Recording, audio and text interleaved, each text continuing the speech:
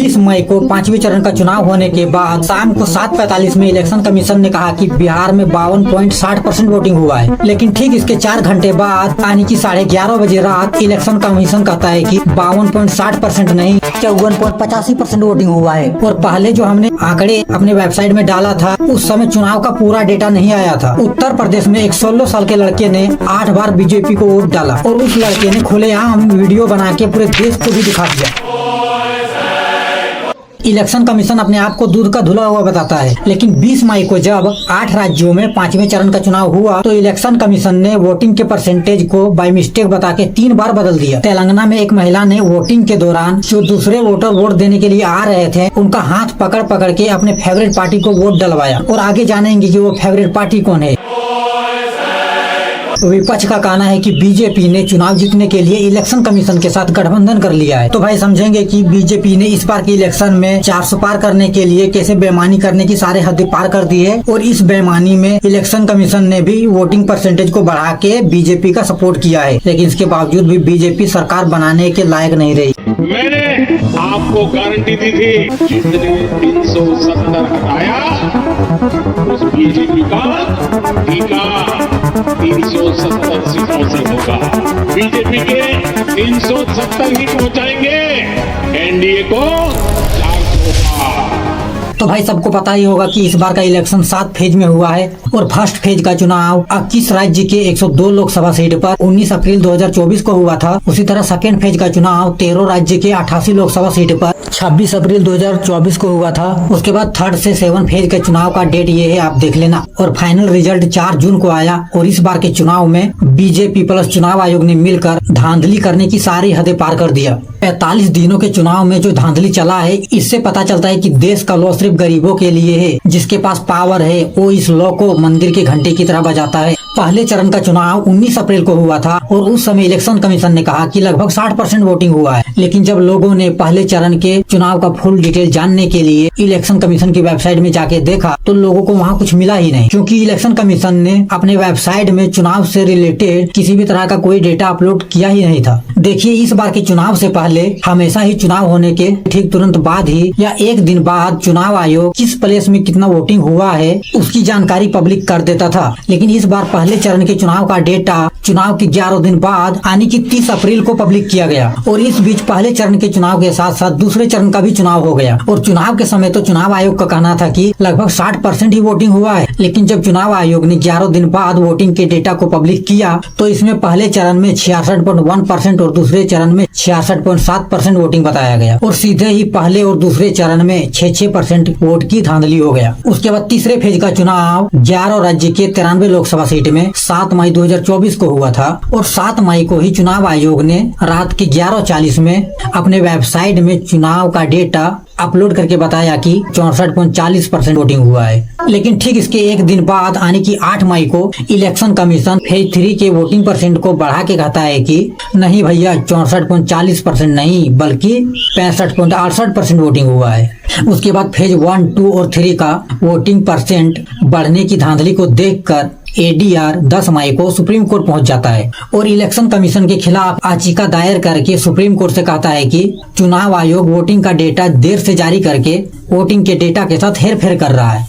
इसलिए election commission को 48 घंटे के अंदर ही फॉर्म 70C को अपने वेबसाइट पर पब्लिक करने का मांग करता है। और जब सुप्रीम कोर्ट ने चुनाव आयोग से इस पर जवाब मांगा तो चुनाव आयोग ने अपने हलफनामे में कहा कि फॉर्म 70C को स्कैन करके वेबसाइट में अपलोड करना पॉसिबल है ही नहीं और फॉर्म 70C को वेबसाइट पे अपलोड करने से गड़बड़ी हो सकता है। इससे फॉर्म 70C में फर्जीवाड़ा किया जा सकता है और इससे चुनाव आयोग का पब्लिक का भरोसा भी टूटेगा। और देश में ऐसा कोई रूल नहीं है फॉर्म 70C को पब्लिक करने का। ये सिर्फ चुनाव के बाद उम्मीदवार को ही दिया जाता है और चुनाव के बीच में नियम बदलना नामुमकिन है। और फिर चुनाव आयोग की दलील को सुनने के बाद सुप्रीम कोर्ट ने 24 मई को अपना फैसला दिया और चुनाव आयोग को सुप्रीम कोर्ट से राहत मिल गया और मतदान का डेटा जारी करने को लेकर निर्देश देने से सुप्रीम कोर्ट ने मना कर दिया और 24 मई को फॉर्म 70C का फैसला आया और 25 मई को छठे चरण का चुनाव होता है और 25 मई को रात में फिर चुनाव आयोग कहता है कि 61.2% वोटिंग हुआ है और फिर से इसके 3 दिन बाद कहता है कि नहीं भैया ये अपडेट हो गया है और 63.37% वोटिंग हुआ है। और वोटिंग परसेंट बढ़ाने का गंदा खेल हर फेज में हुआ है। उसी तरह फेज 4 का चुनाव 13 मई को हुआ था और उस समय चुनाव आयोग ने वोटिंग के डेटा को अपलोड करके बताया कि फेज 4 में कुल वोटिंग 67.25% हुआ है। लेकिन अब की बार 5 दिन के बाद यानी कि 17 मई को कहता है कि नहीं भैया 67.25% नहीं बल्कि 69.16% वोटिंग हुआ है। और इलेक्शन कमीशन ने बहाना दिया कि हमारे पास डेटा लेट से आ रहा है। उसके बाद 5वें फेज के चुनाव में तो चुनाव आयोग ने धांधली करने की सारी हदें ही पार कर दिया। 5वें फेज का चुनाव 8 राज्य के 49 लोकसभा सीट पर 20 मई को हुआ था और 20 मई को ही 7:45 में चुनाव आयोग अपने वेबसाइट पर वोटिंग का डेटा अपलोड करके बताता है कि टोटल 57.47% वोटिंग हुआ है। लेकिन ठीक लगभग 4 घंटे बाद यानी कि रात के 11:30 बजे इलेक्शन कमीशन कहता है कि 60.09% वोटिंग हुआ है और फिर सुबह 21 मई को 6:25 में बताता है कि नहीं 60.09% वोटिंग नहीं बल्कि 61.11% वोटिंग हुआ है। और रात में हमने जो डेटा अपलोड किया था वो जल्दबाजी था और ऐसा करके हर राज्य के हर लोकसभा सीट में इलेक्शन कमीशन ने वोटिंग के परसेंटेज को बढ़ाया है। और इस पर तो जेएमएम के केंद्रीय महासचिव और प्रवक्ता सुप्रिया भट्टाचार्य का कहना है कि चीफ इलेक्शन कमीशन ने बीजेपी कार्यकर्ता बनकर 1,07,00,000 वोट ईवीएम में डाले हैं और इलेक्शन कमीशन ने सीधे ही इसका फायदा बीजेपी को दिया है। और जहां बीजेपी को हारने का डर था उस लोकसभा सीट में फर्जी वोट को बांटा गया है। और ये तो कहानी है चुनाव आयोग का। उसके बाद ग्राउंड लेवल में तो मोदी जी और इनके समर्थकों ने अलग ही लेवल का धांधली किया है। तो भाई रूल के अकॉर्डिंग चुनाव प्रचार के दौरान आप मंदिर मस्जिद के नाम पे वोट नहीं मांग सकते और कोई भी पार्टी जाति धर्म या भाषा के आधार पर मतभेद या घृणा फैलाने के लिए भड़काऊ बयान नहीं दे सकता है। लेकिन हमारे प्रधानमंत्री ने 21 अप्रैल की एक रैली में कह दिया कि अगर कांग्रेस का सरकार बनता है तो देश की संपत्ति घुसपैठियों और ज्यादा बच्चे पैदा करने वाले को दे देगा।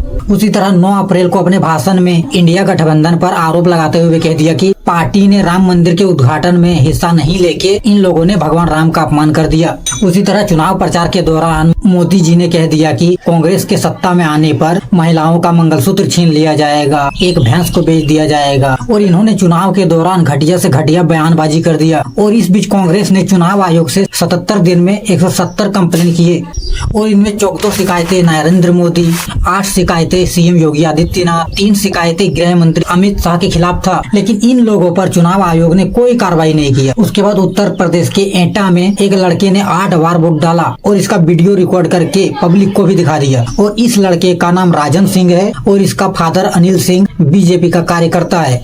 और देश के कितने बूथों पर इस लेवल का धांधली हुआ होगा ये बीजेपी ही जाने। और बिना पोलिंग एजेंट के मिली भगत के कोई 8 बार वोट डाल दे ये पॉसिबल है ही नहीं। और ये देश के इलेक्शन कमीशन के साथ साथ प्रशासन के लिए भी बहुत बड़ी शर्म की बात है। और इस लेवल की धांधली के बाद कोई कैसे मान ले कि चुनाव साफ सुथरा हुआ है और दूसरे बूथ में इस तरह की धांधली नहीं हुआ होगा। उसके बाद तेलंगाना में तो एक महिला ने पब्लिक का हाथ पकड़ पकड़ के दूसरों से वोट डलवाया और ये महिला बीजेपी का कार्यकर्ता बताया जा रहा है।